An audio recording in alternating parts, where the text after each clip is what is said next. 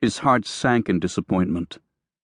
But then he noticed that the light illuminating the ignition button was still on and the humming was growing louder.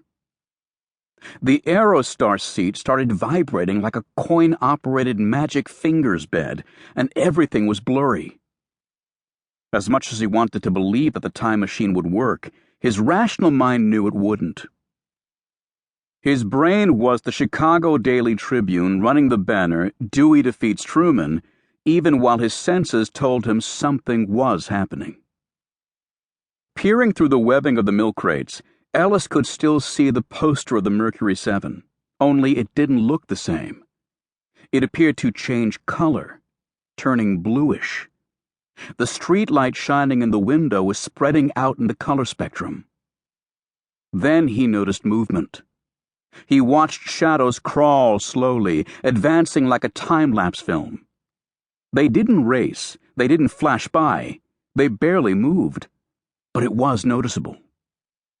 Time was advancing outside the crates more rapidly than on the inside. He had achieved the gravity well, and it was self-contained, stable, and he was insulated. He knew this by the simple virtue of still being alive. He looked at the tablet and saw the numbers scrolling by, faster with each passing second. The program should auto-kill both the gravity well and the electrostatic shell the moment the clock timed out. But what would happen after? There was no going back now. He'd been sitting in the time machine for about 5 minutes, and Ellis was concerned about Peggy coming home. He didn't know if she'd be able to see him. He should already be moving interdimensionally. But since he could still see the garage, as distorted as it was, he imagined she might be able to see a ghostly, unmoving image of him, still caught in the instant he pressed the button. Once he reached a certain threshold, he imagined he would vanish in the burst of light, like the Starship Enterprise. How long will that take? I need to go. As if on demand, there was a jolt and a sound like a freight train. Everything went bright blue and then white. When the sound stopped, he felt as if he were free-falling. He might have screamed, but he never heard it.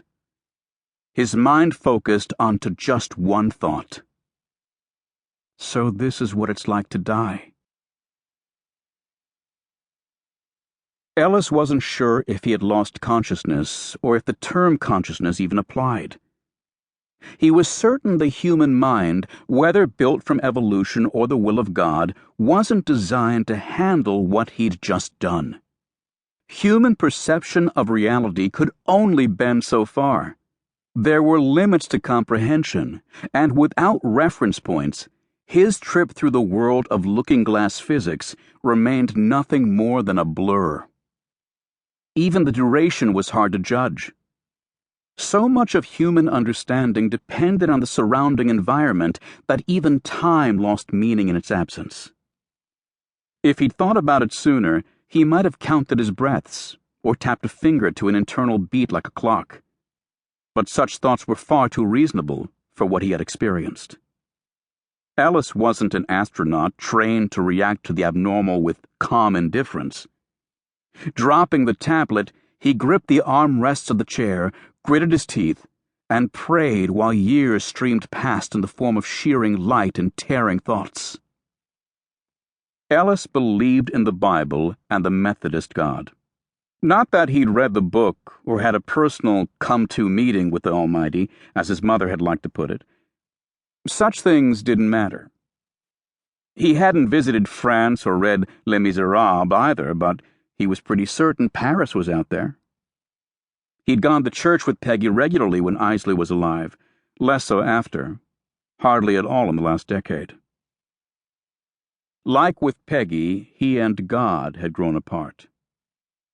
Yet there was something about riding a bolt of electricity and 200 solar masses through a twisted reality that got him to